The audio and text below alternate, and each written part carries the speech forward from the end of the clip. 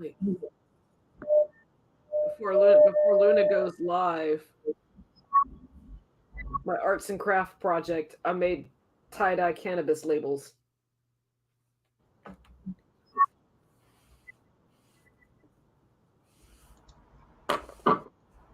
Hey, good day, everyone. Where's my phone? Oh, the bill's happening. G'day, everybody. How are you? Yumma. And I'm a g'day. So we got with us this week. We got Jules as usual. How you going, Jules? So far, so good. Another day in paradise. We got my dear friend Polly. How you going, Polly? Good day, evening. Afternoon. Or yeah, okay. Let's include afternoon, just in case there's anybody in the afternoon. We will be in an hour. Okay. Then I'll say good afternoon in an hour. Okay. So thanks for coming in, Friday. This week we got giant bells, Australian native bees, and we're going to have a little yarn about projection and perception. That's going to be interesting. So I wanted to tell you. I'm here for the bees first. The bees I'm here for the bees. I can't wait to hear about these bees. I got excited, and I'll tell you why I did it. Because when I go and sit out the front of the morning and have breakfast out there, the bees come and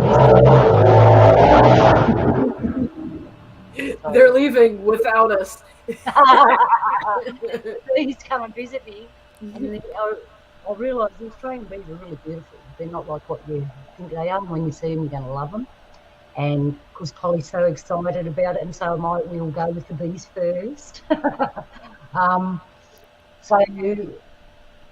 Right, the bees. And the other reason I wanted to bring the bees up is because silly me got stung the other day for the first time in my whole entire life.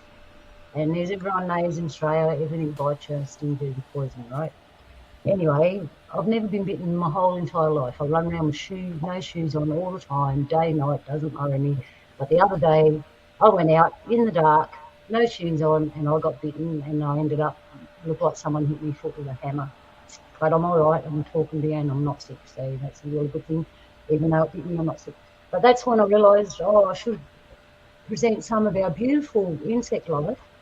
And we're going to just go straight to it. Use my slide. Hang on, I'll get my slide up. And take this off. Do my technical stuff. Slides, here we go.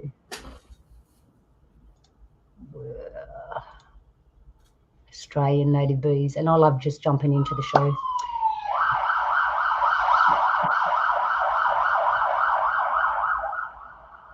Alert! Australian native bees coming. Hey,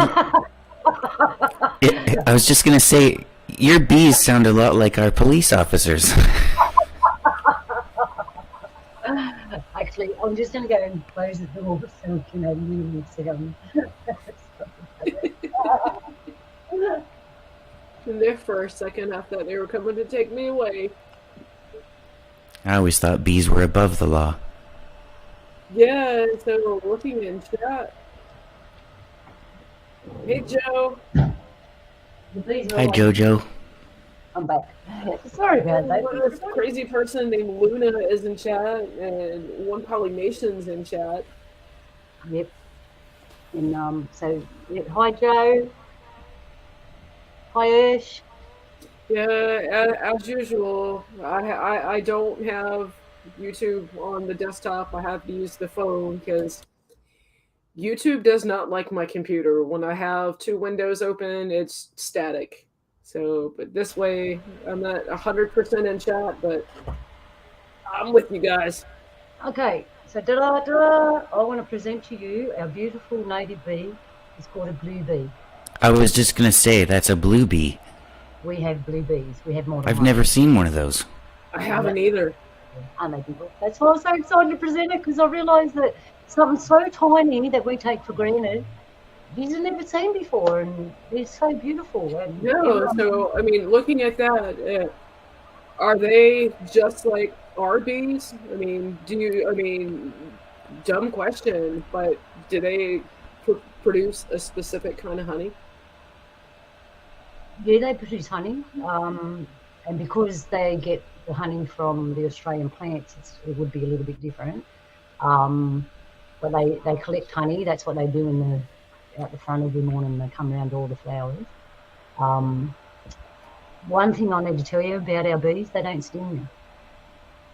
Nice. Yeah, I think I read that somewhere. That looking at that picture, that's a really small bee. Is that like a fully grown bee? Our bees are very simple.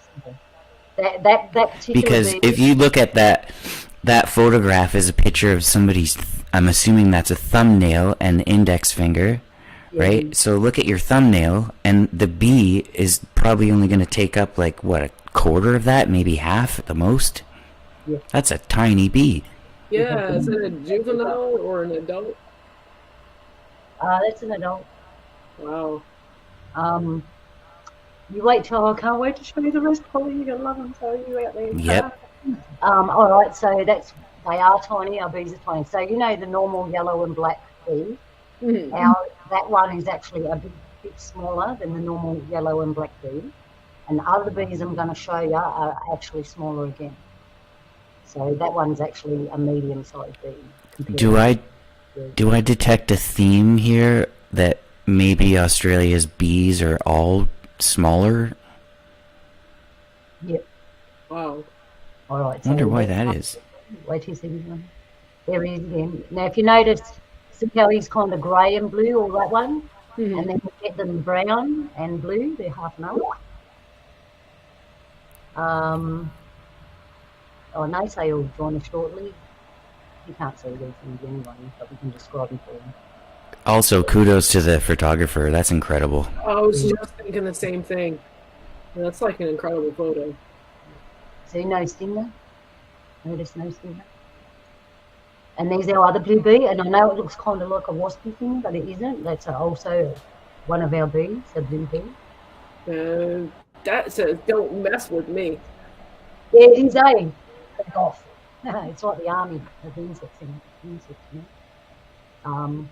I think them ones, some of them do bite. They don't sting you, but they will bite you, but they won't do anything. And it's funny because in a land where everything bites you and most of it's poisonous, we do have these things that aren't poisonous, and they look like the bee doesn't have a sting. And whatever bit me the other day didn't make me sick, thank you, Creator. So there's another blue bee, what we have. See how he's got a blue jacket on? And it's not just blue. It's like one of the most awesome tones of, like, it's almost turquoisey or like a light lapis blue.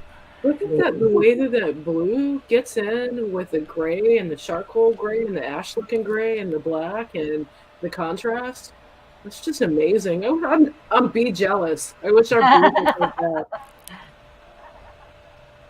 Okay, there's another form of a blue bee. That's But one thing I do know about sorry, I was just going to say, like, that one thing I learned recently about insects and birds even too, when they see these kind of markings, like as we see them, they look just blue and black, but when another bee or a butterfly or a bird sees these kind of markings, they're completely different colors. Yeah, I know what you mean. Like there's probably colors in these things that you can't even see in these photographs, but that these bugs or insects and birds can see these things. And when you think about how, like, flowers attract these things, I mean, wonder what, like, some of these flowers look like to a bee. Yeah. I wonder if they even care about what they look like. I wonder if they just gravitate towards things by smell.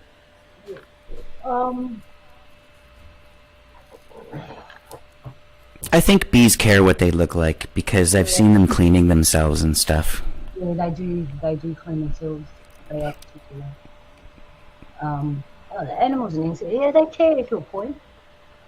And the way they look is the way Creator made them look. Mhm. I was thinking about, I went for a walk this morning and I was thinking about it and I thought, you can get like a pack of zebras or a whole mob of kittens that look exactly the same, but then you look at them and they're not the same. They're all individual. like this bee here, like it's black with blue dots. But if we put another bee, it'll have black with blue dots, but it'll still be individual. Yeah, kind of like how the whole zebra, is it black or is it white? There I forget how to do it, but there really is a way to tell if a zebra is a black zebra or a white zebra. It's got to do with the way the stripes variegate down the backside when they come to a point. I can't remember the exact way, but there is a way to tell if a zebra is black or white. So is that bee blue or black? Well, I mean, knowing that about zebras, I mean, I kind of wonder about this bee. I mean, maybe it's a black bee and not a blue bee, or I don't know. I'm gonna have to look into that. When you say blue bee, it sounds like it might be like a kind of candy or like a product, like a blue bee. It's something you see on an infomercial or something. Buy now and you get one free. Call now! Operator standing by.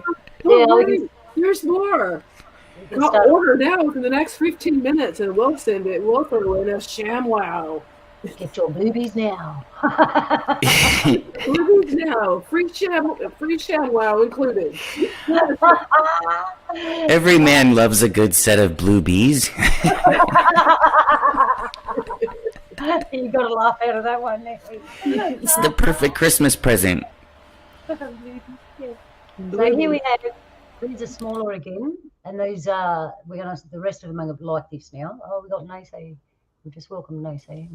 Hey, my brother, welcome. Hello. Hey, Naysay. We're talking about bluebies. Blue bees, not the other.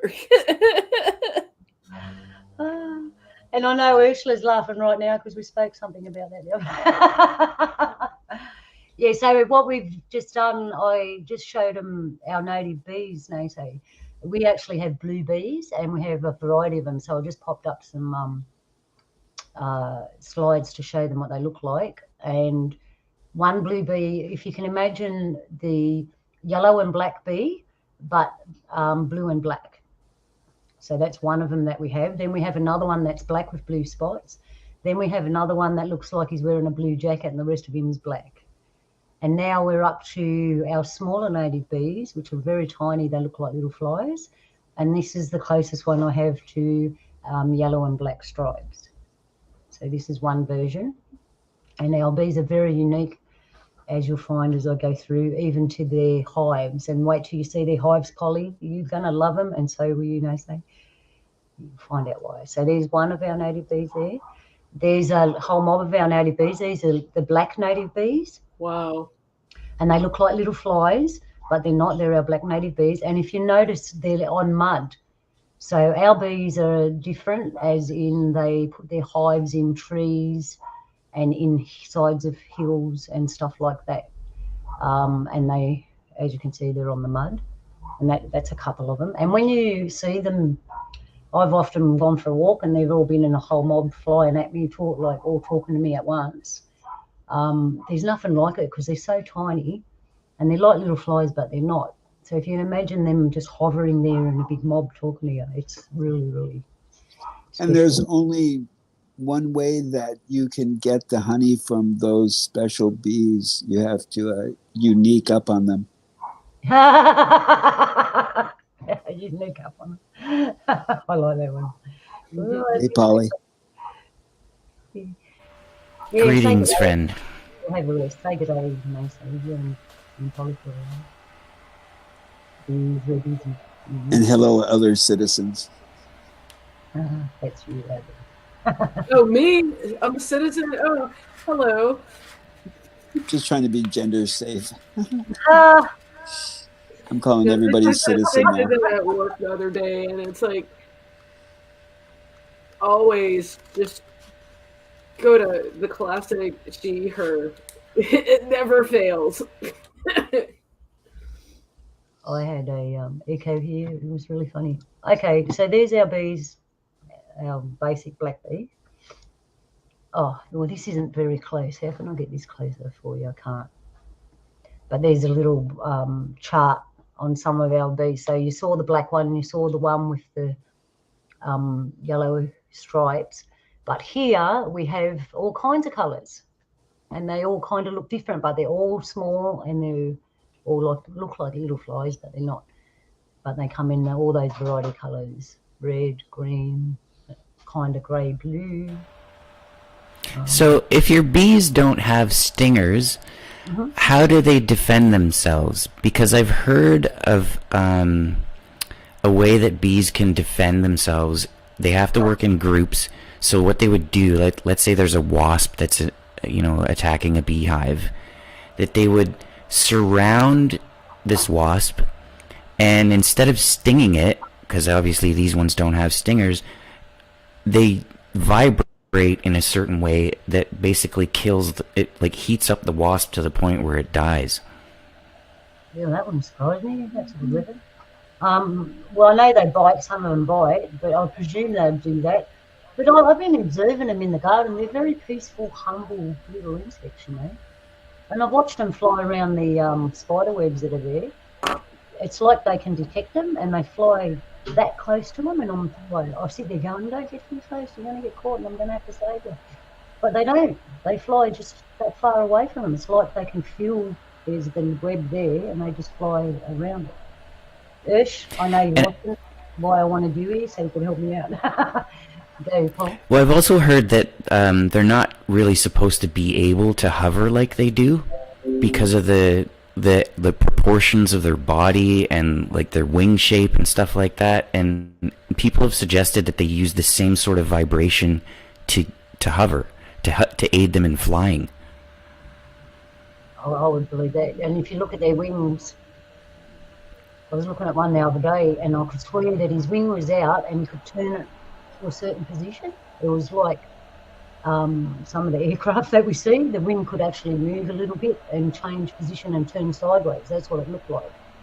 And they manoeuvre very, very well. And they can kind of go backwards. If you see them, they hover back and forth. So the way their wings are designed are very aeronautical, and they can move in any direction. So anything what you were saying about the vibration, that wouldn't surprise me if they do use that, given how magically they're made. So, do you have any giant bees? not in this century. Oh. Maybe I was just looking for a little bit of variety, you know. Australia's usually got like something like that kills you or will at least scare you by looking at it, and all these bees are so small. I was just assuming that there's probably a giant one too. No. The giant bees, they say bee, bye, bo, bum. I guess the biggest bee in Australia would be the Bee Gees, right? Oh, jeez. Better watch out, they're going extinct though. How many's left? Just one? So I imagine in the past they would have been bigger. I don't know. Never. It's funny, we don't really, because they're just there all the time. It's like something in your country, you know, like squirrels. We think, wow, they're so cute, they're so beautiful. We'd have 100 of them. You're like, nah, they're everywhere. Yeah, and you just, you know, that's probably why I don't live in America, because I'd have a house full of squirrels. All right. Notice something different? So these are the hive. We're in the hive now. I thought we were looking at barnacles on our ship. Yeah, like rice bubbles or something, you know. As you notice, they are not hexagonal. They are little round balls. Yeah. And that's not the only thing. So that's the hive, the little insects come out of that. Speaking of that, I learned that most beehives actually start out that way, and it's when they increase the number of those combs that the combs naturally form that hexagonal shape. Okay, well, I can't remember where I just saw something about that. That's crazy. So that must be a really new beehive. I think they broke into it. So what we're looking at there, Nase, is we're inside a native Australian beehive, And if you can imagine little caramel chocolate bubbles that are hollow in the centre in a pile, and then it looks like a caramel. It looks like a caramel chocolate, man. That's what if you think that is food, it looks like It caramel looks like chocolate. you want to pour a cup of coffee and sit down and Bubbles. So, what a description for poor Nace. But it is not like anything you would have known as far as bees hives go. It's little bubbles, and they're hollow in the inside, and the walls aren't even straight or conformed. They're just like, how do you describe it? How would you describe that? Someone help me quick. I'm trying to describe it for Nace. What are we looking at? It looks. It's hard to describe. It's hard to describe. That was hence my barnacle joke, because it does look like these little droplets, golden droplets, like little golden balls, and some of them, the tops are like open, and they're positioned in this photograph where it looks like barnacles. But looking further into it, not all of them are broken like that. They're just little golden balls, and it looks like the honey that's in there looks like they're held together by caramel. They are. I like Kenny's description. Yeah. Hi, Ken Rotman. That's the most accurate description. An Aero chocolate bar. Yeah, Nace, it looks like an Aero chocolate bar. That's the best way we can describe a native bee's nest. Thanks for Ken. All right, nothing like a fellow Aussie to help me out. All right, let's go. Every fall, I get 4 quarts of honey. Fresh honey? Yep. I got a bee guy, 3 Bears honey, right here in the area.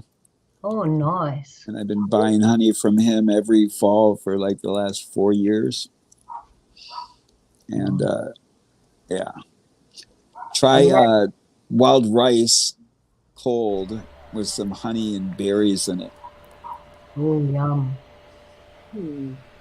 So there's no bee shortage there, eh? Well, Monsanto hasn't killed all of them yet. Yeah, that's what I thought when I saw the bees in the front yard.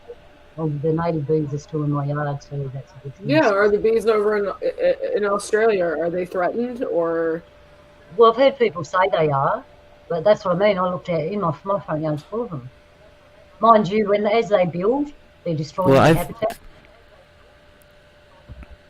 Well, they're saying that monarch butterflies are also deteriorating in population, and every time I went out this summer, I saw at least 2 or 3. Like in the city. Yeah, right. They have to live now. The tiger swallowtails here. All right, what do we got now? Abundance. The best part of this nest. Ta-da! They make them in spirals.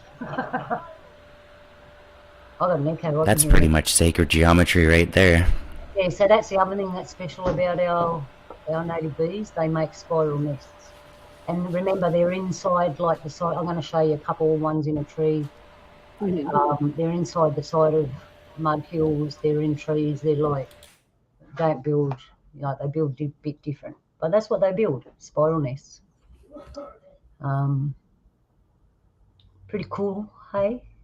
I hope you enjoy it. I like it. Yeah. All right. So here we are. These are the entrances. All different kinds of entrances, what they build. So if they're in a tree, they'll build a little funnel through the crack. And that's how they get in and out. But it depends where they are, like, because they make their nests all different places. So it depends. I wonder if they, like, determine the shape of the entrance for a reason. Like, is it to deter other potential enemies, maybe, or is it to mimic something, or is it like, how come they're so intricate? Well, it's They kind almost of look like they're like trying to mimic like some kind of a plant or a tree or something. yeah, it's like, did they make that with their own personal little escape hatch?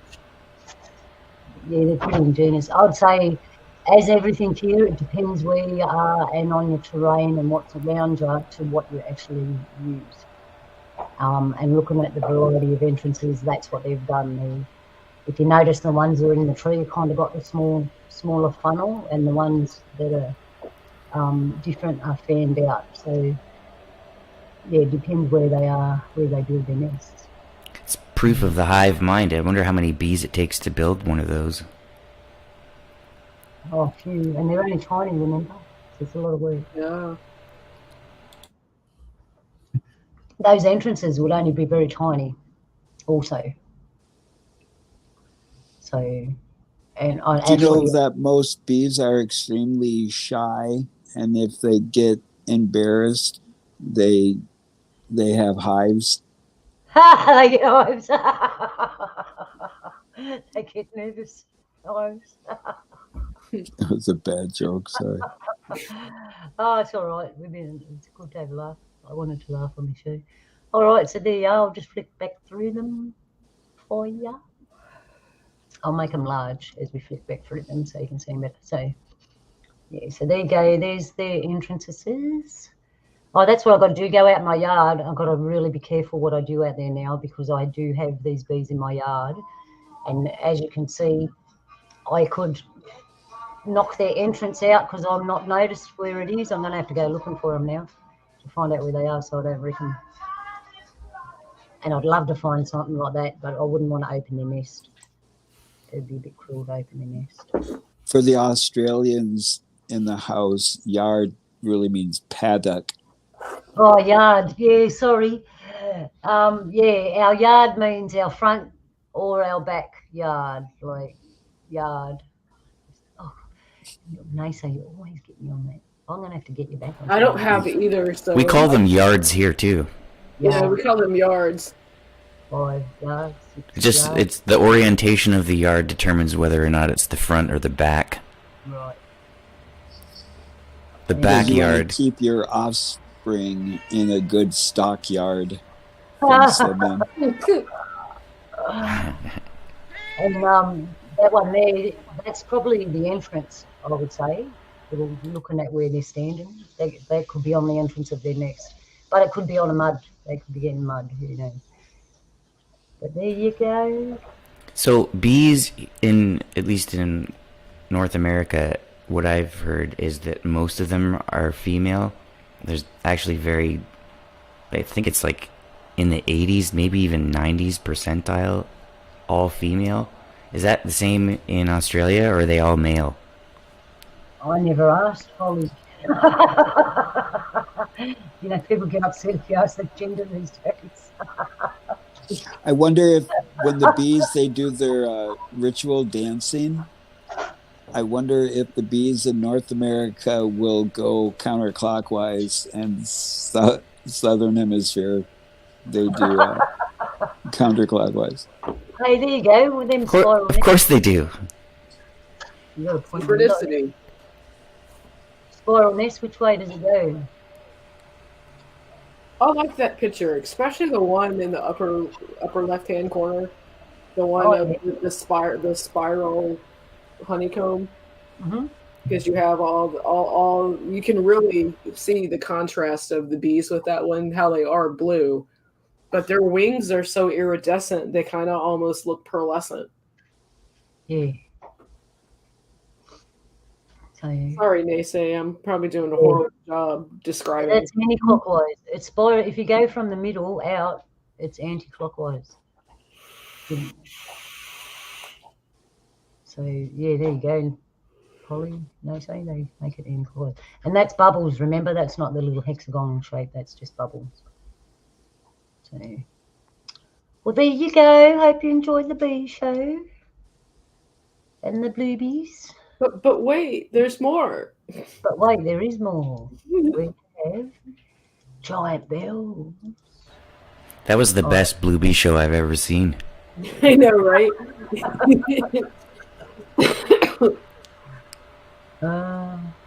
Okay, put this back. All right, so we'll just chill out for 2 seconds and get the bluebies out of our head. And I'll leave that up there in case we want to look at them again. And what have we got? Bing. And our next one slides. Okay, all right, we've got giant bells. Now, before we go on, and I'll show you the giant bells, I had to ask myself, who made them giant bells? And people tell you, oh yeah, a whole group of men got together, blah, blah, blah, blah, blah. But some of these bells are really, really old, and they wouldn't have had that kind of stuff back then. And you kind of all know that there was another civilization once, and they had bells, and they bring them every day across the land, so everyone was healthy, and there was a beautiful sound in the air, and it would vibrate on everything that was alive. And then the bells that I'm going to show you, this is all that's left that I could find. I couldn't even find stuff like in old history to try and find these bells that they talk about in the old world.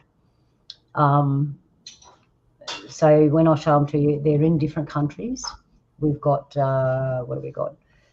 Japan, Russia, and Indonesia. They're the biggest ones around. And then I found a little clip, which we'll talk about maybe if we want to. In the war, the Germans rounded up all the bells. They took all the bells from everywhere. And there's a picture of them all piled up and broken, but they were normal size bells. But when I saw that, I thought, did someone go and destroy all the really, really big bells from the old world? So we're going to have... And before you get started, this just made me think of something. Maybe I'm jumping the gun here, but the whole theory that the Germans were working on some kind of time machine and it was shaped like a bell. Yes. Yes, that's it. And they had a cement circle with chains on it, and they held it up with chains while it went up and down in the air to control it. Yeah. Fly away. Yeah, we can do a show on that. Flying stuff, cool. An alien show. I wonder if the two are tied together somehow. I don't know, but I just realised I've done a show on blue bees and giant bells.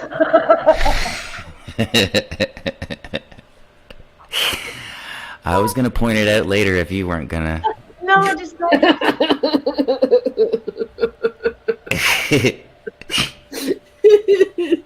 I'm such a juvenile.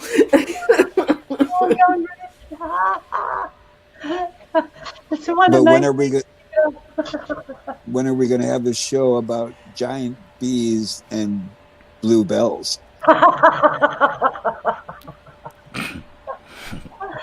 Oh, crazy. All right, let's get into this. All right, there you go, look.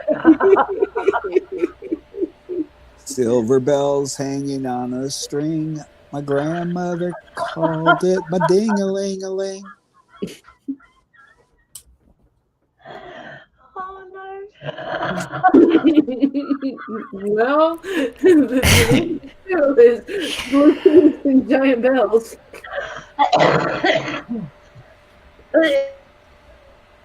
Okay, I'm back. All right, that brought tears to the eye.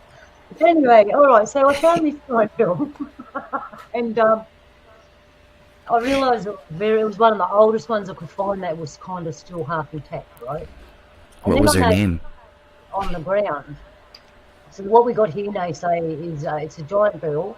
It's got the top loop on it, and it has 1, 2, 3, 4, 5, 6. Looks like 6 or 7 giant logs going across through the little hoop, and then on each side they've made 2 little towers that look like, but they're all falling apart.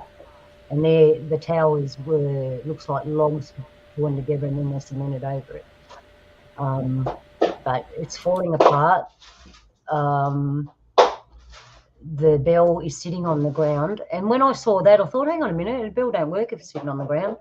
So obviously those 2 towers on the side were way taller, and it wasn't sitting on the ground. So when the mud came in or whatever happened and it rose the dirt level up, it's sitting on the ground now. But I found 3 pictures of this particular bell, and you'll see the difference in age. So the one I'm showing you next is older picture. Excuse me. Pardon me, I laugh too much. So here, see how the trees are grown more? And yeah, so that's an older picture there. Usually the older the bells, the closer to the ground they are.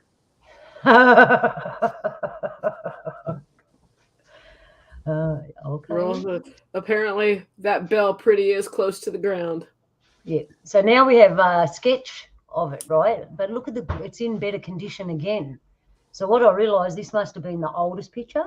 Someone's gone and sketched it because there were no photography.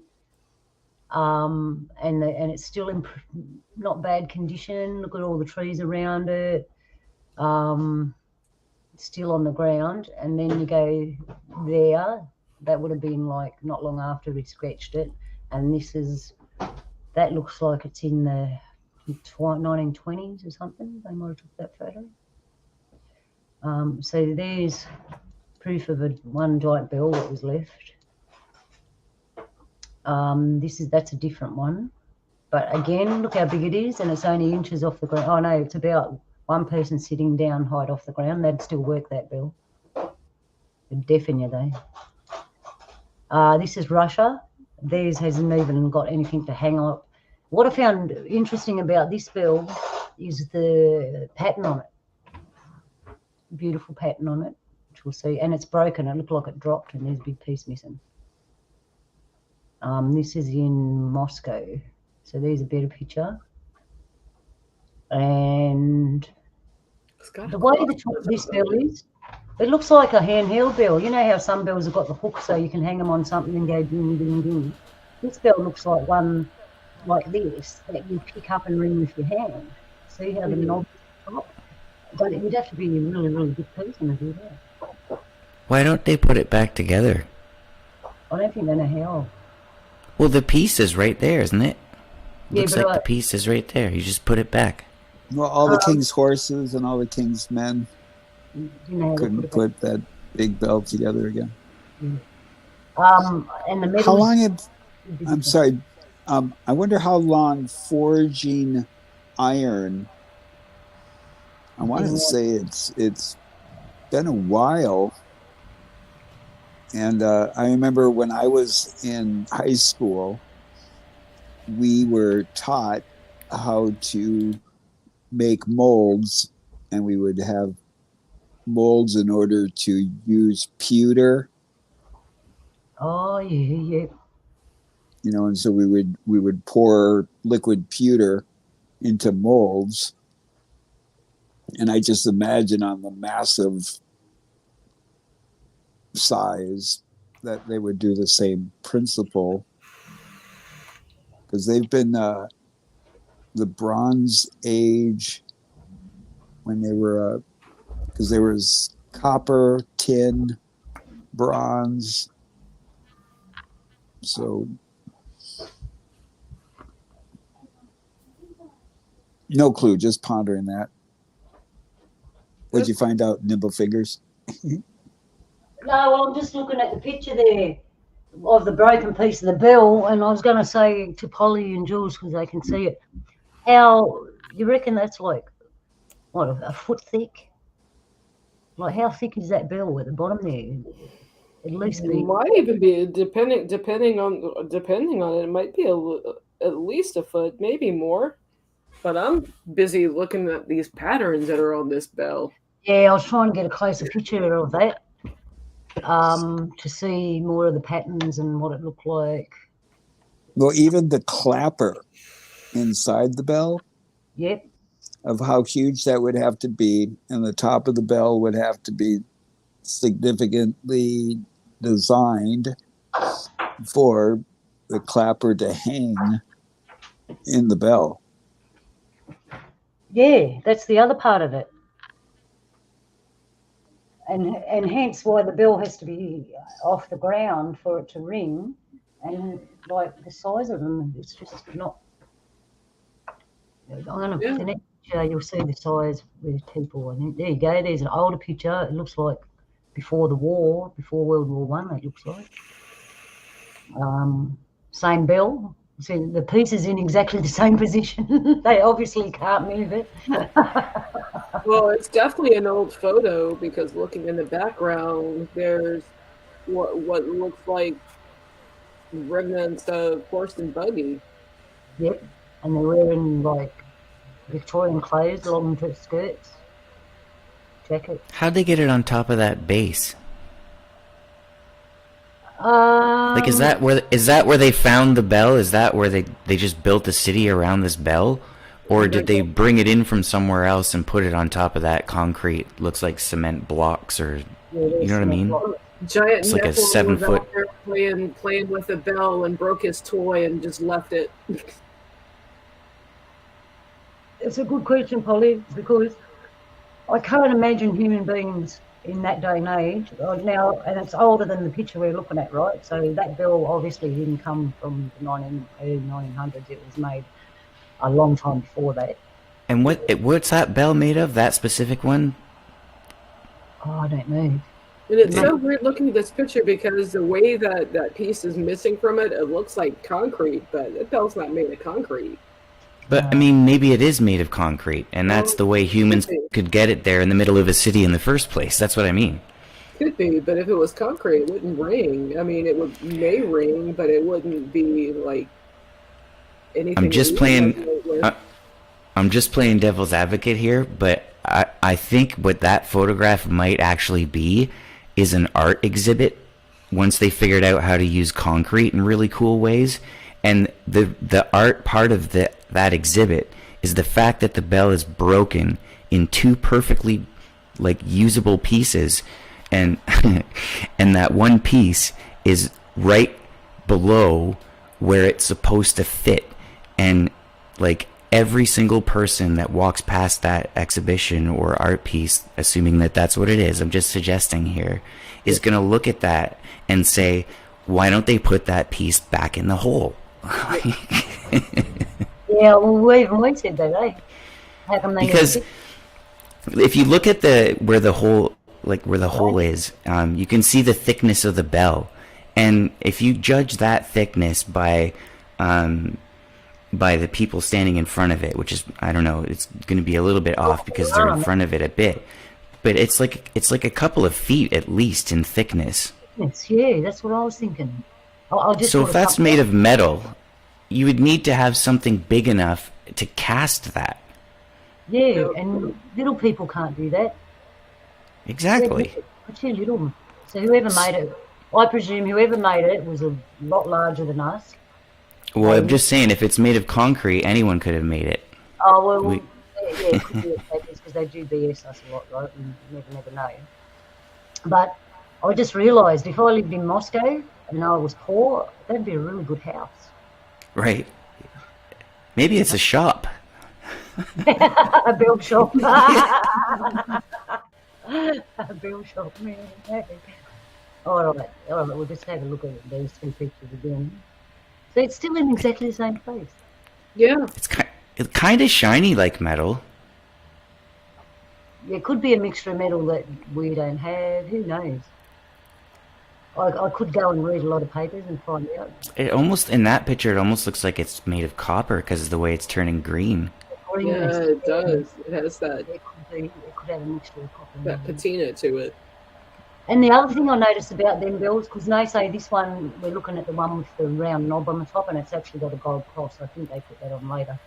But if they didn't, it still looks like a handheld bell, which you pick up. And you know the Buddhist ones where you've got the little wooden thing and you go ding and you hit the bell, you hold the bell in one hand and you hit the bell with the little wooden dinger.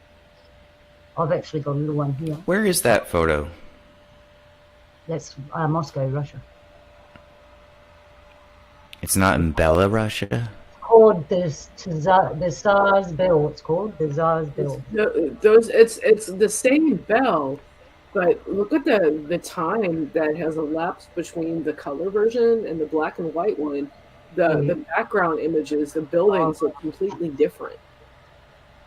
Oh shit! Yeah, sorry. Oh, look at all the buildings. all the frillies and everything that are on top of the old buildings in the black and white photo. Hey, can you see that little gate on the side? Sorry, Nate, there's Wait a minute. a gate.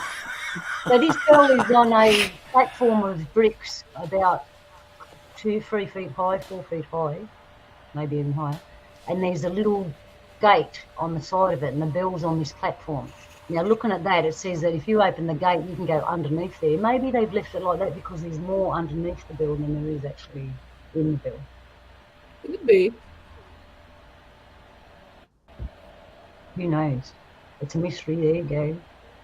That's why I put it up, because it's interesting. So, but you're right about the buildings. Look at them beautiful buildings at the back. They got rid of them all. And if you notice, all over the world, they did that. They got rid of all the beautiful buildings because they don't want you to know what those beautiful buildings were actually doing, because they can't build anything like that today. We've just got these ugly square things. Sorry to diss the world, but that's what it is. So here we have another one. This is in Asia, in Japan, I think. It's another existing bell, not quite as big, but it's still pretty big. And I can't read what's on it because it's in another language. And it's written sideways, so that would tell me that's not Japanese, because Japanese right up, straight up and down. It would be somewhere else. And here's a picture of a similar bell, and obviously it's a sketch, and it looks like a tribal setting. And if you look in the back, it looks kind of tribal. And they've got this big bell sitting there. I mean, look at them buildings. Even they're interesting. So the big bell's sitting there. It's got a little thing underneath it. It's on the ground again. And it's hooked up on 2 poles. And and that's all that. So they're the giant bells that are existing, right? Oh, I do have a little thing for you. We're going to play that. But before I play what I'm going to play, there's these. Now this is in Asia somewhere. Now what we're looking at now, they say these are all bells made out of stone.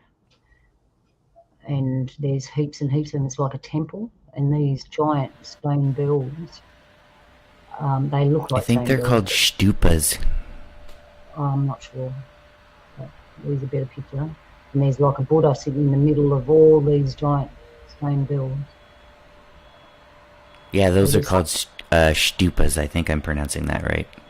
Yeah, there's something to bells. That's what I'm trying to say. There's a certain amount of them, though. I think there's like it's an important number. I can't remember how many of them there are, but it's a significant number, and that's why there's so many of them. And I do have a little bit. If I can find it. Here we are. Oh no, you know what I've gone and done. Oh no, here it is. Korea, that's where the bell comes from. Korea.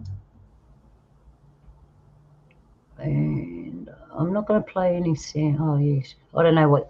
Well, I don't know what it says, this little video. So I just found it. So you're going to be just as surprised as me. And I kind of do that on purpose so I can enjoy the show with you. All right. I don't even know if it's in English. Here we go. Hang on, we'll make it bigger. There we go. Just give me a second. Let's see what they got to say.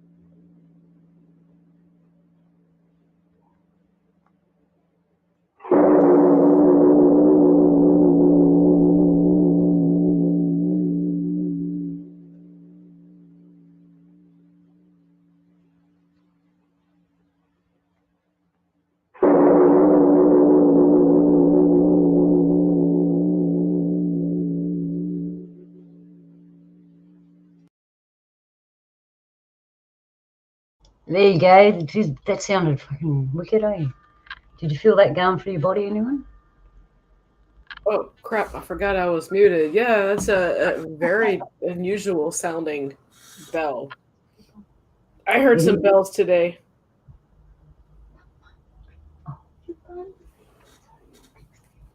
We were talking about it last night, and I had to hear the bells of Notre Dame. Oh, the bells of Notre Dame. And notice when everyone started paying attention to Notre Dame, all of a sudden it had a fire.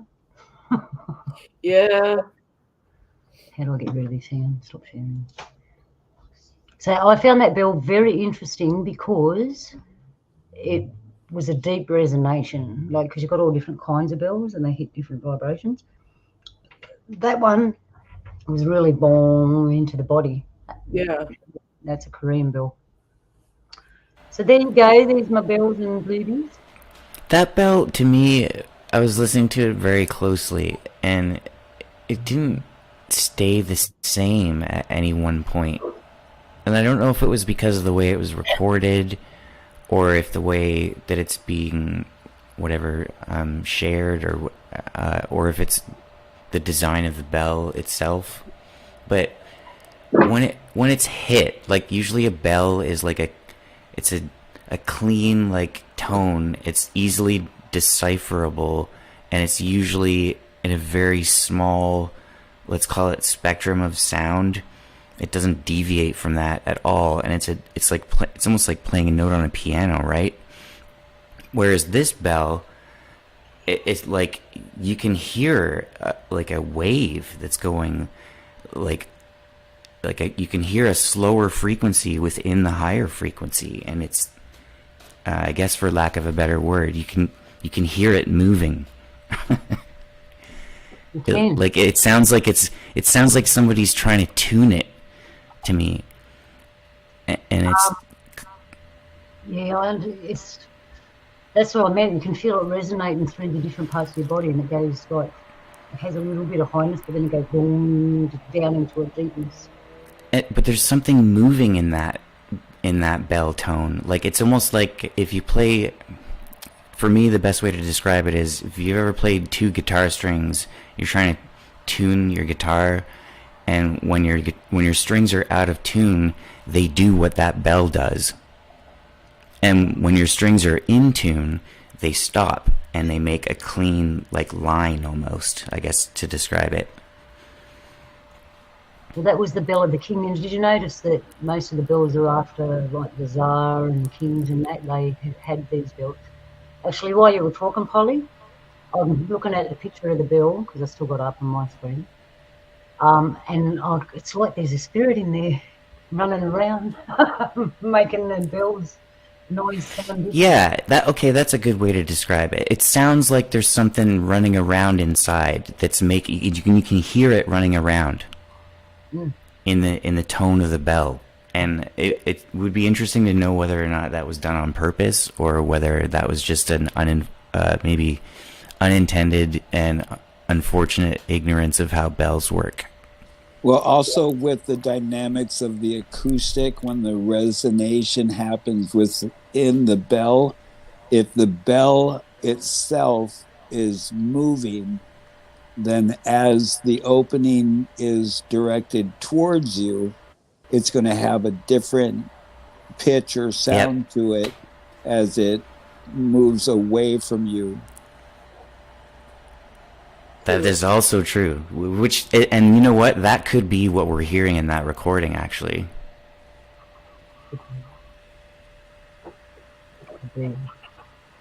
But I hope you enjoyed that. So there you go. Really There's cool. bells.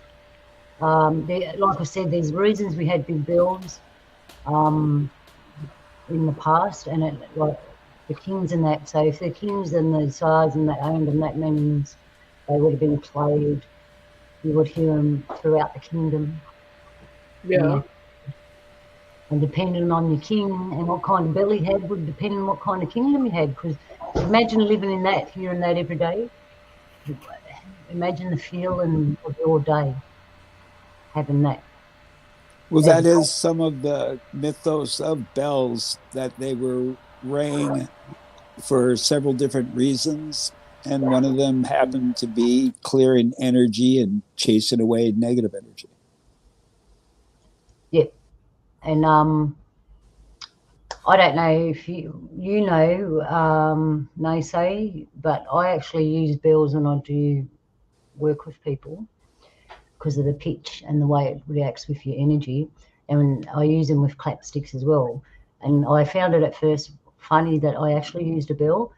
And then my brother told me that in Native American culture, I'm not sure it's Anishinaabe or not, that they had a bell ringer, a person that rang bells and helped people with the sounds of bells. And I found that very interesting because I use bells, as you can tell, because, you know, I've got them in my house and you've heard me playing before, and I'm giving you a show on bells. And I do it for a reason. All right. So, all right, do we want to talk more about bells or blue bees? Because we have another segment. Well, I mean, bells do have a frequency. I was yarning with you and Naysay just briefly last night. And earlier, when I mentioned I listened to the bells of Notre Dame, I mean, something was said about bells, and I just, first place I went in my mind was to the bells of Notre Dame. Yes, even though it was a Disney soundtrack, just the way that bells do strike a frequency, and then when you harmonize those with chants like monks did, I mean, it's definitely a centerpiece of music. And we use bells for many things. I mean, attention, I remember years ago working at Kmart, I had to come ring the bell, buzz you in when you had to use the restroom or whatever. I mean, they have different meaning. You use them for different things. And around Christmas, I do enjoy when they have those bell choirs. Yeah. And they all are carrying those handheld bells, and they all do it within the rhythm to make the song. So, Luna, do you have a favorite memory of pertaining with a bell? Actually, I never thought about that because I just like them. I would presume somewhere in my memory, I experienced a bell and I felt how it made my energy feel, and it resonated with me. That's why I use them. To track it down, I'm going to have to think about that too. You know, I'm getting old now, the bloody memory tape gets longer and longer every day. You got to reel back through it. Let's see. I have memories of bells in the air, yes. You know, some really beautiful, but some bells are really made beautiful. I have to show you the bell I got now. Hang on, I'll be back. Cool. While you're doing that, I'm going to ask Polly. Polly, do you have any particular bell memory or anything stand out with the sound of bells? All my memories are bell memories. And they say, is it just the Christmas bells, or are there any other bells? Well, I think a couple times playing Pee-wee football, I had my bell rung a few times, and the fondness of bell peppers. You jog my memory, Naysay. I know you're joking, kind of, but it's true. Love you, bye. Have a good day. I remember when I got knocked out once, and they hit me, and I remember my head everything went like in the cartoons, you know, that boing. That actually happened to me like a bell. There you go. I knew I'd got my memory. And I remember my whole energy going boing, and I'm thinking, what happened to me? Then I realised I just got hit. And then after the boing, it just went whoop and come back into the centre. And then other things happened. So I am here yarning with somebody, and well, I mean, I'm a multitasker. Are you moonlighting on our show, Jules? And hopefully YouTube will not take this one down. Yeah, I have a friend that says living in a commune or a big farm, bells are an operative to call people from a distance, and I can agree with that, because why I asked you, I mean, this ties into your favorite bell memory. My favorite bell memory is in New Orleans. We were staying in a hotel just not smack in the French Quarter, but on the outskirts. And I remember on the balcony in the distance, faintly hearing church bells. I mean, but I would have never known those bells were there if I didn't listen for them. I mean, in the middle of all the hustle and bustle and tourism, and that's that point. I mean, if you live in the commune or a long distance, people aren't going to hear those bells. So it was a localized thing. Maybe it was time telling or gathering or warning or whatever, but it was only to a localized area. I know I used to get the pots and that make like a bell sound when it was dinner time for the kids, because they'd all hear it. Anyway, this is my favourite bell. That's this one here, and it's all decorated. And I think they're made of different stuff, and it sounds beautiful. And this is the one I use when I need to help people. That's the bell that I remember hearing when you used to start up Roundtable. Yeah, that's it. And then I got this bell, and this is the one I was talking about, where you hit it with the wood. So it sounds like a cowbell. No, I don't mean to diss it, but it's deeper. It's like that. More cowbell.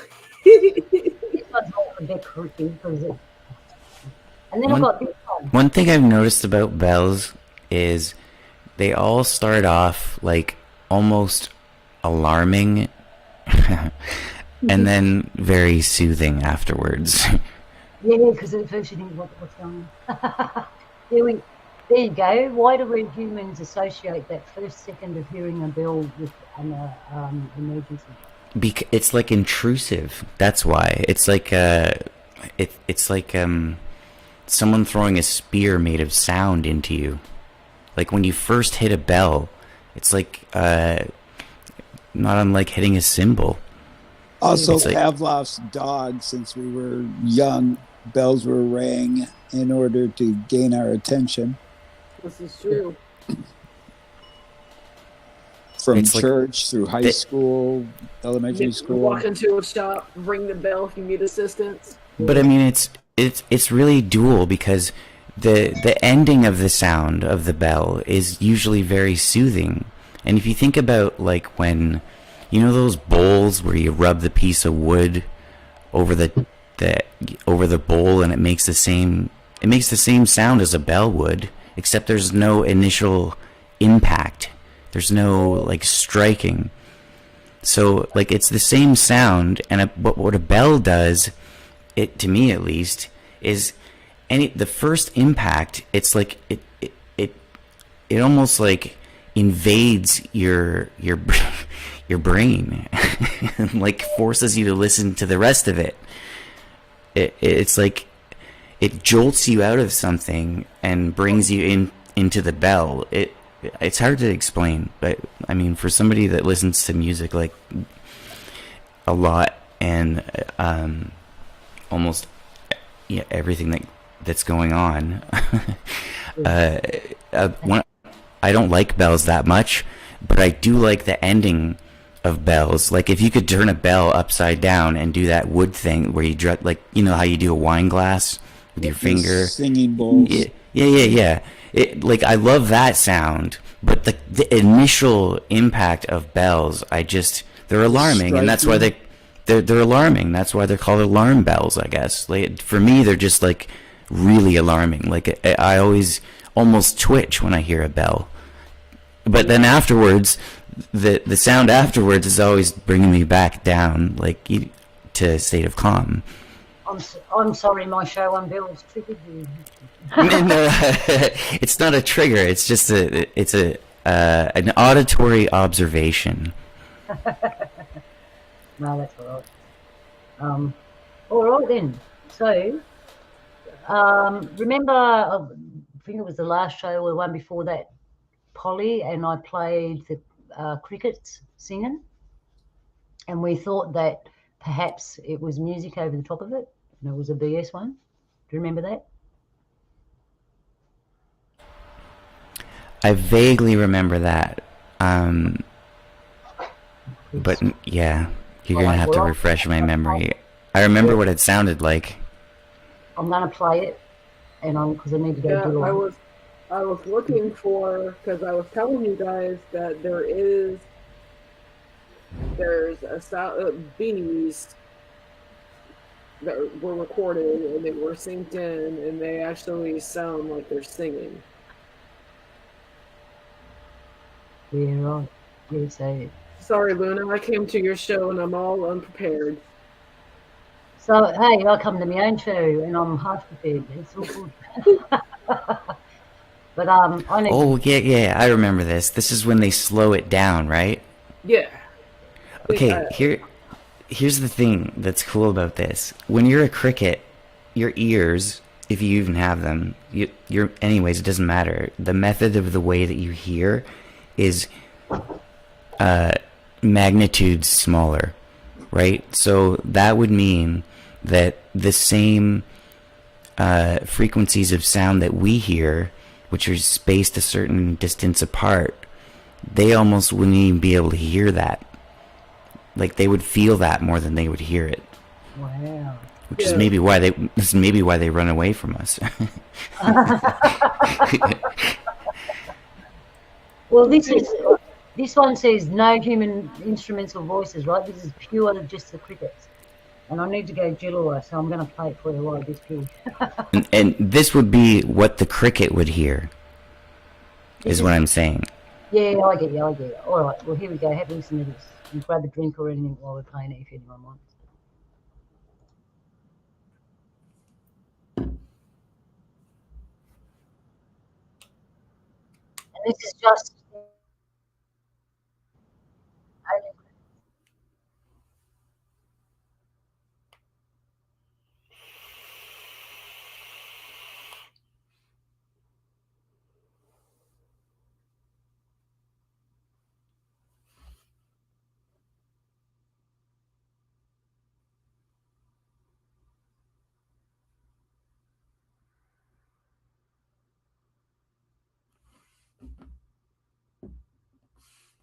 Can anybody hear anything? Or is it just me? I can hear just you.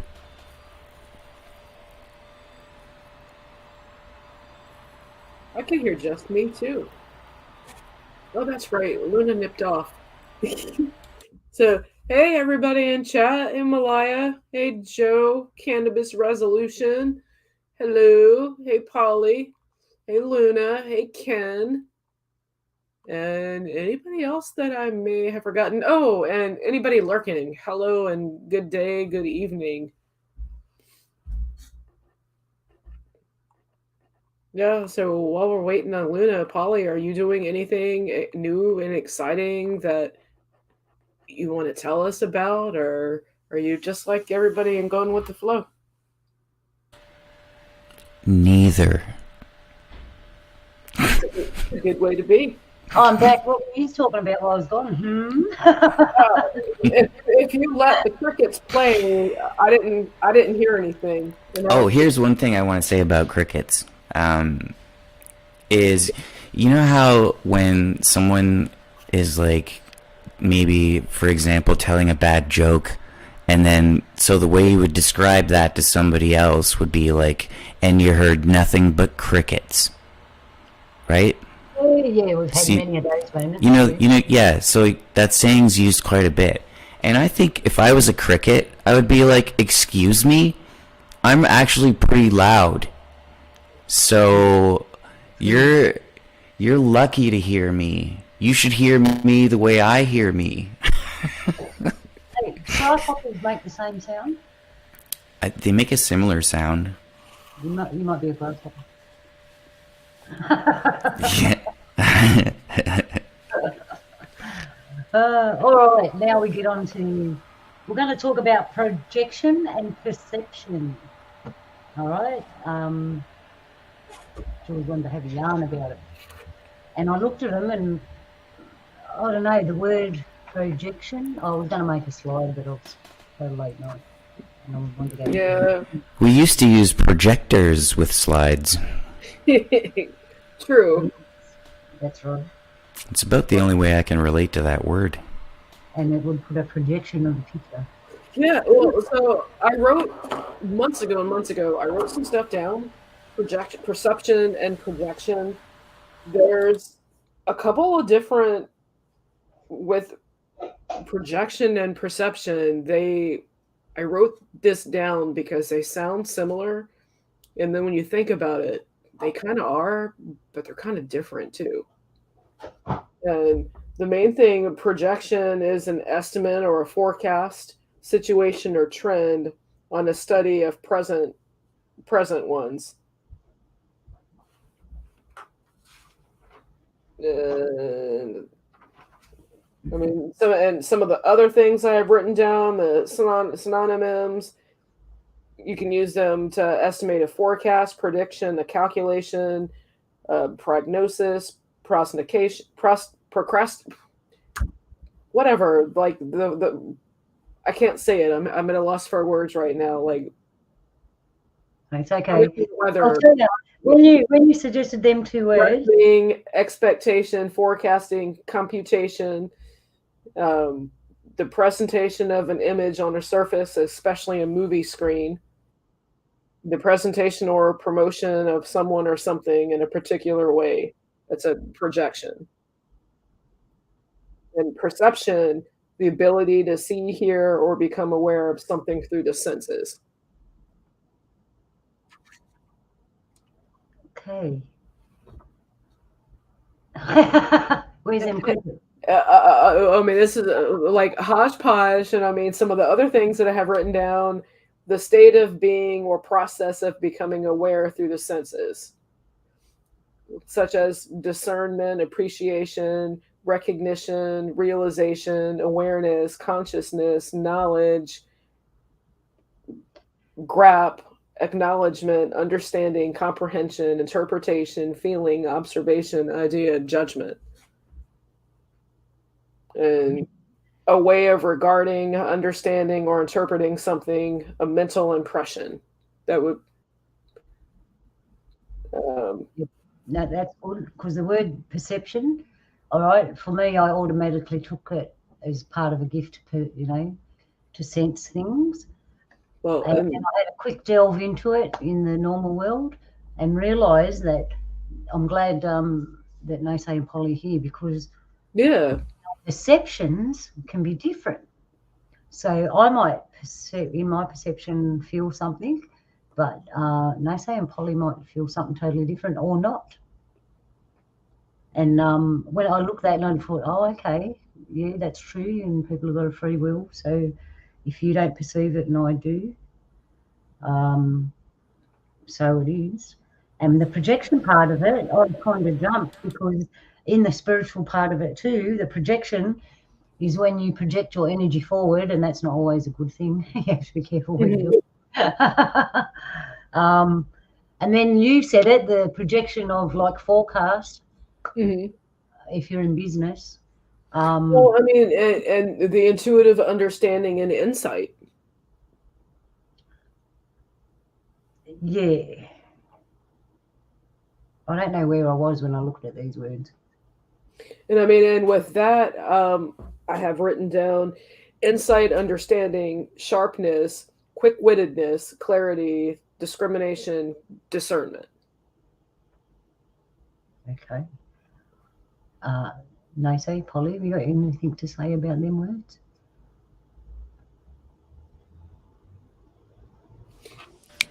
Well, with singing, we talk about using projection when you sing to project your voice.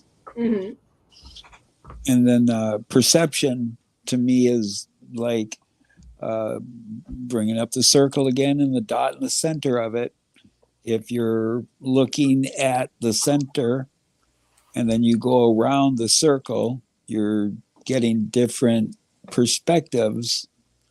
And so your perception may change with your position of viewing something. True.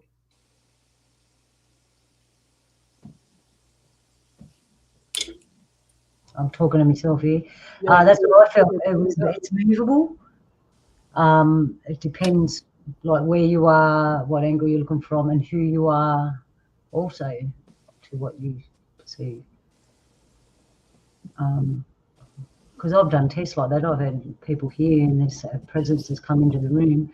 I've asked everybody what they see, and it's all different, but they all still perceive there's something there. And I found it depends. I found the men were more practical on what they saw, and the women were more colourful on what they saw. But they kind of saw the same thing, but it was a bit different. Well, since men are more like dogs, they can't see color; they just see grayscale. Actually, that's how it was. They didn't see any colour. They didn't describe colour. They described shape and the being, but they didn't actually say colour. And the women were saying the colour. Oh, that was the first thing that they said. That's interesting.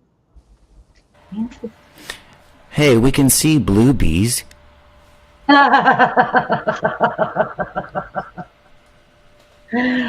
there's a song out of that. There's a whole merch line out of that. Out of blue bees.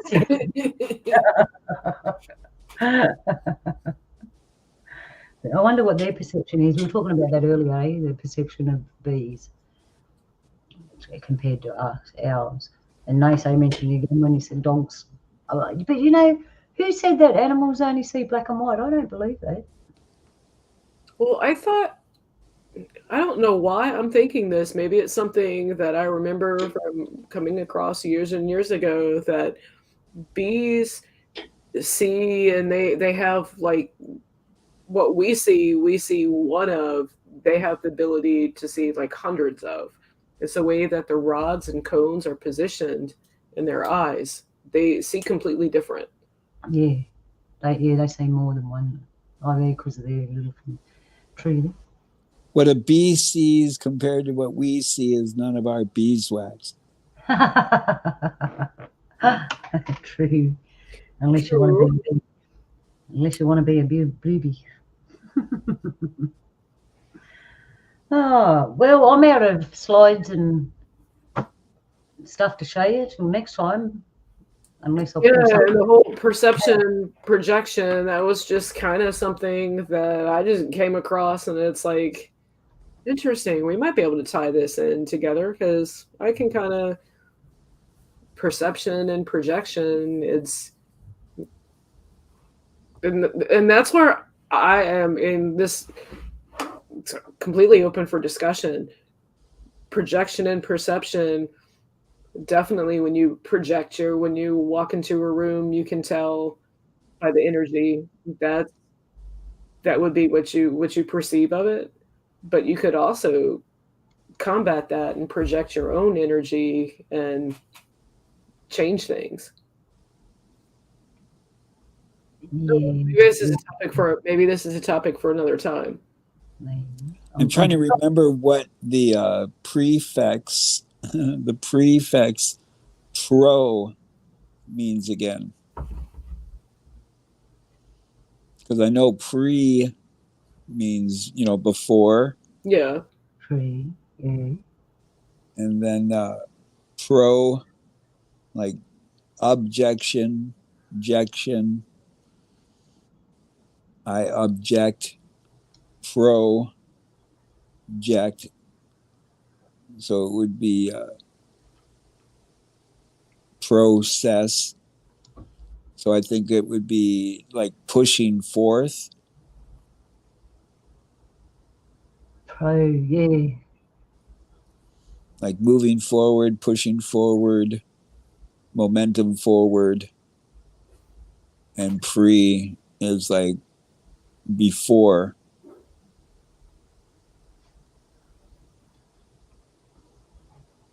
Where do we have a philosopher of literature? Sorry. I'm trying to find something cool for you to watch.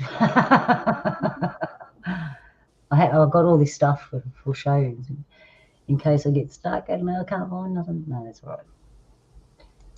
Free, yeah. I never could figure that out. Nate. I mean, okay, well, I'm sitting here and I'm thinking, and projection, perception, bees, bells. How is this all intertwined? They're all, both bells and bees give off a frequency, and it's how you perceive that frequency. And then with that, I guess with that frequency, how you perceive it is how you project it.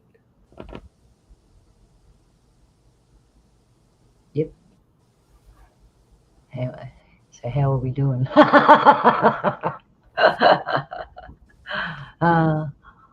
I should have got more bee slides because, like you saw, there were more. That's all right though. What else have we got? You didn't hear the cricket noise, did you? It didn't work. Is that right? While I was gone. Yeah, it didn't. But everybody got to hear my boring voice. But I filled in the gaps. I'll try and do the cricket thing again. Sorry, people. Yeah, I like the crickets.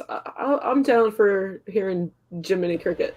Yeah, it goes for 10 minutes, but I'll wait to play all. What I was saying earlier, sorry, I'm just always on the defense about this, like when people say they hear crickets. And it's like, if you're a cricket, so hearing me is just one better thing than silence? Is that what you're saying? Like, why? I don't understand why crickets. Especially the primary reason. Why don't they just say... why didn't they just say all you could hear was silence? Why do they say crickets? Like, crickets are singing. Why didn't they pick another animal that made a sound? Why is it us? I don't know. I think because when it's really, really quiet at night and you can't hear nothing else but crickets. Well, I'm telling everyone, we're just going to make them louder if we keep using those kind of sayings. There are, like, what about lucky crickets? There are certain cultures and traditions and in Asia, the crickets. They have lucky crickets. Jiminy crickets. Crickets should not infer silence because they're not silent. I'm just standing up for the crickets here. That's all. I wonder if it has to do with like when you're in the woods and you walk through the woods, and when you're making noise, all of a sudden, in the immediate vicinity, all the insects be quiet, and then more times than not, when you start hearing the insects start up again, it's usually the crickets that start first. Could be. And the thing about silence, Holly, when silence reigned, we all got wet. Can you hear the crickets? Hang on, I'll play the crickets.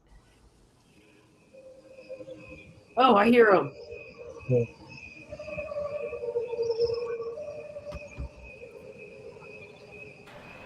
I hear normal speed crickets.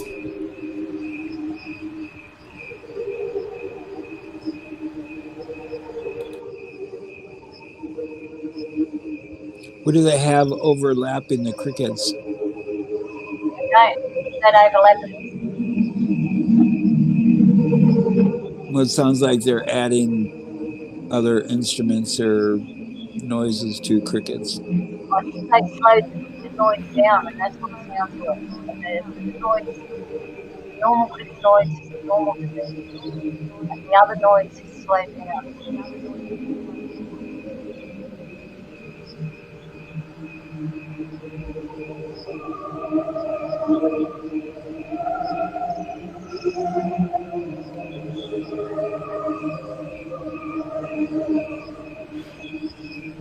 Yeah, to me, I don't understand how that's just a slowed down representation of a cricket. So they're proclaiming that all of the sounds within that audio clip are of the cricket in different speeds? Well, all it says is God's cricket chorus. No human voices or instruments. Yeah.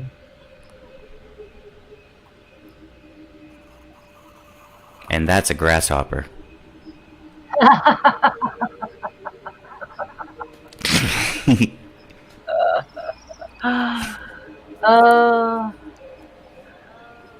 No, but you know what? Anyone with an iPhone can actually do that. If you hear a cricket, if you can get close enough with your phone, you can record it in slow motion, and then just listen to what it sounds like. I don't have many crickets where I am, though. Yeah, cricket season's dying down. That the weather's turning a little bit cooler. So what do you hear when there's no crickets? That's a good question. I never actually thought about that. I mean, Snow I'm sure packing on crickets are itself. there, but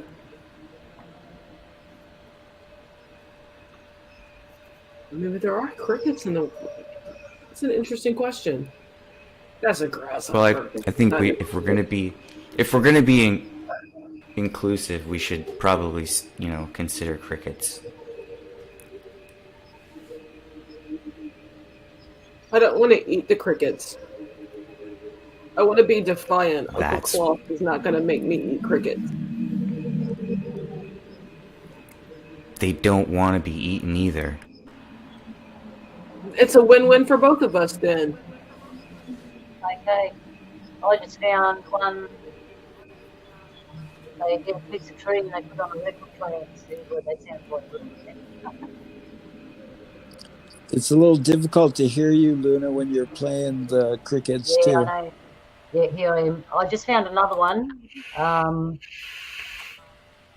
It's a The tree. crickets are laughing right now. Yeah, they are. Ah, listen to them. Ah. Can't hear you. There's too many crickets. The crickets are like, what? What? Like, I can't hear you. There's too many humans. Look, I'm sure that nature laughs at us on a daily basis. Daily, it's like on a moment-by-moment basis with Yeah, me. I've got the whole day. They're looking at us the whole day thinking them stupid evenings. What have I done here? The crickets are probably looking at me like the scene from Groundhog Day. Watch out for that first step. It's a real doozy. I'm trying to find. Once I listened to, they got a piece of tree stump, like a slice, like a record, and they actually put it on a record player, and they played it, and the tree made music of its own, like all other things do, but they actually had it on like a record player.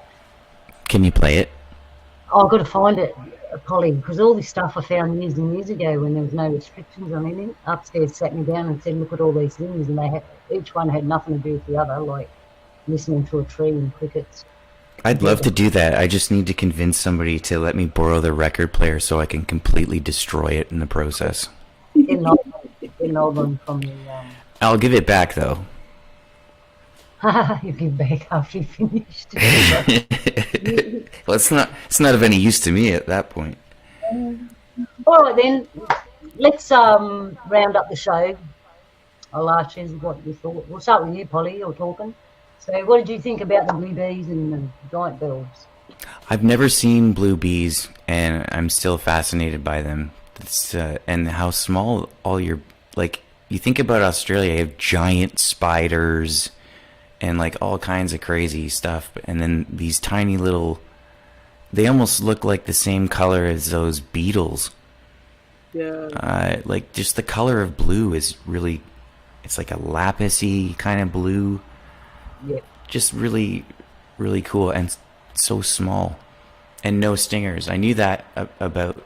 I think don't most or all Australian bees don't have stingers, but they bite instead. We do have the European yellow and black ones as well. And we know they sting you. Yeah, ours bite. Yeah, it's not all of them do, but they bite. They'll bite you. But for that to happen, they'd have to be really pissed off because they're really placid.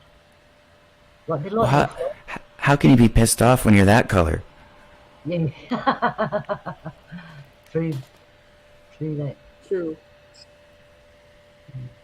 Yeah, I knew you'd like the bees, Polly. That's what I should come. And the bells, it would be interesting to know, like, if they're actually made of metal. If so, what kind of metal? I mean, like in some photographs, that one bell that I said looked like it could have been an art piece. It looked like it was made of copper, but is it copper plated?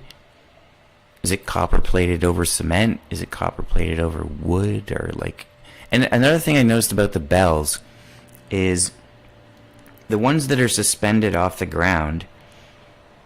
I mean, these people obviously have the capability to manipulate metal in that way. Why do they always use wood to hang the bell? Like, I know there's a reason for that, but I just don't know what that reason is. I mean, they could have just made something out of metal. It would have been stronger, right? I wonder if the wood has anything to do with the vibration. Well, that's what I'm suggesting here. They must have used, if they did use, what kind of wood was it? Was there like a better wood that's better for hanging bells? Bellwood. Well, also back in the day when they had these enormous trees, you know, when you have trees that are 30 feet in diameter, then it can hold a lot of weight. Yeah, but does a tree that diameter sound the same as, like, say, 6 trees that are only like 5 feet in diameter?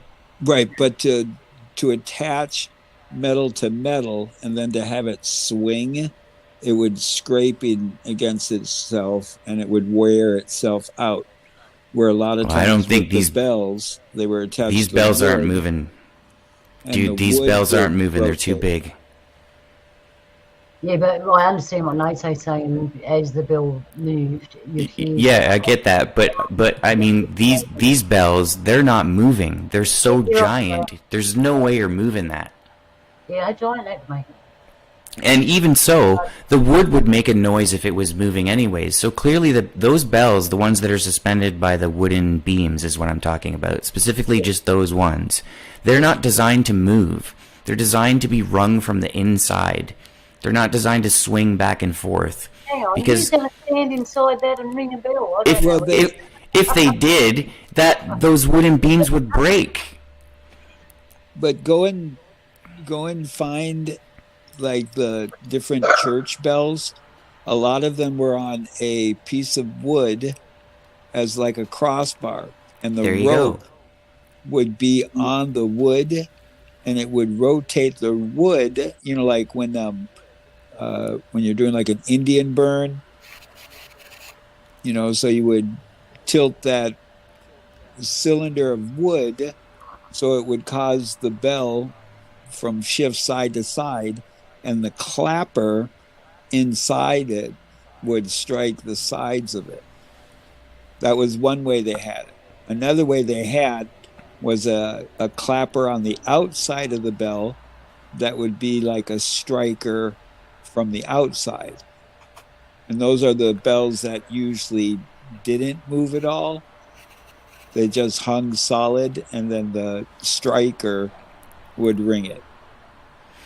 Okay, but in the photograph that we're looking right now, first of all, the size of this bell, if it was designed to move, the reason why they put the pillars on the side that they did is because the way that the hinge that's suspending the bell from these, it looks like there might be, like, from my perspective, I can only count 3 logs, but there might be 2 or 3 behind those logs. But it looks like there's only 3 logs there, and they're stacked on top of each other, because the loop that's holding the bell off the ground, which those logs are going through, it's more of a paper clip shape than a round loop. And attached to the bell is like, it's like it would only be able to rock, east and west, judging by the photograph, like left or right. And they built concrete pillars on the left and right so that this bell can't move. It's like they did it on purpose, because you remember how we were talking about, like, if a bell's moving, it changes the frequency and the sound and the resonance depending on where you are in relativity to the bell. So they wanted this bell to stay still, is what I'm saying. I would make the assumption that this bell was at one time in a huge prominent bell tower that crumbled and burnt down or whatever, and that was where the bell landed, And so they're like, there's no way we can move this again. Let's just make it as a monument. Yeah, there is a Yeah, degree. that's a possibility. There are. There's Like, let's make it so that nobody can ring this bell ever again. Well, that's why I put it up, because we have silence of the bells now. You hardly hear any bells these days. And obviously there were great big ones, and they would have sounded for miles and miles. You would have heard them for miles. Well, during the wars, they were taking down the bells for the war effort to melt them down and make them into instruments of war. It's the complete structure's got to be at least 40 feet tall. I hope I'm being liberal there, but if there's a dude standing next to it, well, how tall is he? I'm gonna say 5 feet, maybe 6. So the bell itself is 20 feet tall. Oh, there's bigger bells than that. Check out Notre Dame. Where's Quasimodo when you need him? I listened to that today when I was doing some chores around the house. But that's what I'm talking about. The bells, we don't hear bells anymore. They've silenced the bells for a reason, because they make you feel good, and they clear the air of negative energy. And this has happened to us over the years, and we didn't even no one even noticed, because they're just bells, right? And a lot of sounds you hear, you don't pay a lot of attention because there's too many sounds. And so how often do we hear bells these days? Hardly ever. Yeah. When I was a youngster, my foster grandfather, he was an elder of the church. And every now and then they would take turns ringing the bell in the church. And I was able to go with him a couple times, where it literally is like a bell tower that has a big rope hanging all the way down to the ground floor, and it would tie up on the wall. And then he would go and untie it, and then they'd give him the high sign, and he'd pull it, and then it would ring once when you pull it, and then when it let go, it rung again. Yeah. I've got a bell at my front door, a proper bell. No one uses it, but I've got 2 bells. I've got the electric bell, which press the button, goes ding dong. Then I've got an actual proper bell with a string on it, and when you pull it, it rings both ways, but no one uses it anymore. Back in the day, we go back about 10 years ago, 15 years ago, people would ring that bell, but now they don't. They press the buzzer one.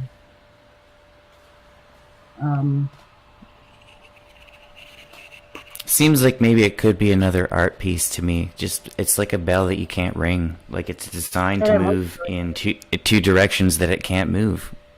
They don't want us ringing bells. That's the point. So yeah, that's what I mean. Like, it's why would they do that? I would even go so far that if it was a monument to a bell tower that fell, it would be something in the storyline of the last time this bell rang was when this significant tower fell, and we're not going to let it ring again. Exactly. Yeah. I've got a question, and this is an honest question, because I haven't looked into anything, but I'm looking at these pictures and I'm seeing that on the top of these bells, some of them have sigils or symbols or animals or something on them that define them. Like that one and that one had, and maybe I'm just like overthinking things, and maybe that's just actually part of the bell, and maybe that's pareidolia kicking in. Pardon me. No, I noticed there was stuff on the bells. Now, we'll go back to that bell that I played the sound of. That was freaky. It sounded like there was a spirit in it. It had decoration on it. So if you were going to make a bell and you wanted the energy to heal or make people feel good or to clear the air, whatever, right? While you were making that bell, and the symbols or decorations you'd put on that bell would all be for that one purpose. So depending on the purpose would depend on you know what I'm saying? Because that's how you make a magic thing, right? But what if they're making it for a dolphin and not a porpoise? Did that sound like a dolphin? Well, that is the other thing that's so incredible when you look at the bell, because in the bell is some full on physics and mathematics Yeah, that it, absolutely. The bell was like the whole diving bell. The whole that was the concept of the diving bell came from a bell. But I'm sorry, Nasa, you were getting ready to say something. no, I was just talking about the design and the mathematics along with the physics of a bell in its creation, to be like, okay, it has to be made specifically like this in order for it to resonate at whatever assuming key it was forged to hit. Yeah, because I'm kind of wondering if you had a big object like that and you like literally submerged it in water face down, what no water would get inside of that. Maybe that's why mushrooms look that way.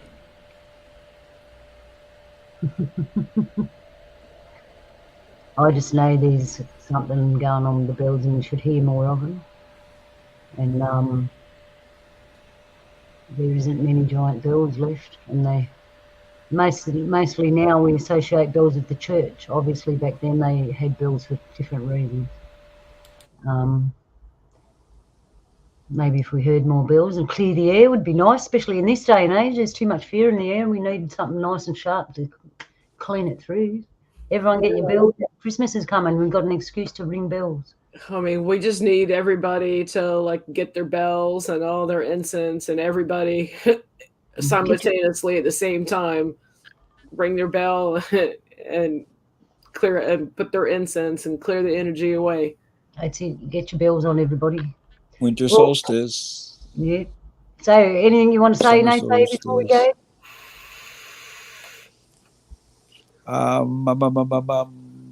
Oh, pay attention to the sunrise and the sunset right here in Moorhead, Minnesota. We are having sunset at the exact same time, 4:38 for 9 days in a row. Wow. And that is not the regular pattern of sunrise and sunset. So I think we're already, I would even dare to say that on the last full moon, I would say that it was the solstice here in the northern tundra, northern hemisphere. So, and it's the third day of my fast. Oh, you're fasting. Cool. That's nice to know. Anyone else want to round and anything to say before we go and I say goodbye? I am looking in chat, and Kayleen says Tahitian singing bowls are good too. They are. That's what Polly was talking about earlier, where they got that softer thing. It's not so interesting. Yeah. So yeah, on that comment, if you look at the shape of a bell, because I was just thinking about it, like when you describe a bell, there's always a shape that comes with that, right? But if you think about like sleigh bells, they don't look like that at all. They're round and they're attached to a stick. Oh, It's still wood, but it's a stick, and they're round, and they still kind of do the same thing. I mean, they're way less intrusive though. Oh, I got right with sound with that. I remember like the dome going, and they're not capable of ringing like a true bell, like how the bell shape is, right? So clearly, the shape of the bell is like the only thing that you can have that can make that ringing. Well, the shape of the bell, but it's just an upside down bowl. True, but the bell shape, the dome shape, it projects sound. The Capitol building. I used to work in a museum that had a dome that you could speak softly, and the sound just echoed. It was a way that your voice projected because the sound and the way the bell inspired dome. Right. So like even the direction of the bell's shape, like which way you point it, like that's why when you ring an alarm bell, you hold it out at arm's length and you ring it like as loud as you can, and the direction that the bell is pointing, whether is like when you get those like Tibetan bells and you just ring them and you're holding them with two fingers and it's pointed down at the ground. Like some bells are pointed down at the ground, and I think there's a reason why they're pointed down at the ground, and I think there's an unknown reason, and I think there's also an unknown reason why they always use wood. Yeah, I get what you're saying, Polly, because the resonance will go into the mother. And that's what I'm going to end on. And good evening, and thanks for coming out, and thanks for anybody else who watches later. Cheers. Thanks, Polly, and stay bright. Thank you so much for coming. Thank you, Naysaye. Thank you, Jules. Yeah, thanks for having me. Have a nice stay grounded, espresso yourself, and know I love you a latte. Pegish, Minobima, the Z-Way we on. Toodles. Yep. And there you have it, everybody. I hope you enjoyed the show. And I'll just leave you. Yeah. Hope you enjoyed the show. We'll see you again next time, and we'll come up with something else interesting. Sorry, I forgot I had my camera off, but yeah, thanks for having me, Luna. That's right. Anytime. Jules is part of the show. Gonna get my blue buzz on now. Get your blue buzz on. I want to give a shout out. Last question: do blue bees make blue honey? Ooh, I don't know. I have heard. From the pictures that I saw, I'm guessing that they make regular honey. Yeah, it depends on what flower they get on, and we get manuka honey as well, which comes from our tea tree. That's the good honey. That's the antibiotic medical honey. It is. It's the good honey. The bee's knees. Funny. Do bees have knees? Yeah, they do. They got little bends in their legs, bless them. Oh, don't take the knee, bees. Okay. Well, until next week, I want to say thank you for joining us, everybody, and love you on this day. I want to find us in the Discord. Yeah. And I didn't put the thing in there, so technologically I'm just hopeless. I want to give a shout out to ZX, Wookie, Ursula, and Donnie. And Yalu, crowd loves you. Stay centered, stay strong, and keep laughing. Thank you, everyone. See ya. Until next time. Yeah, we'll go out on a ring, eh? Music to my ears.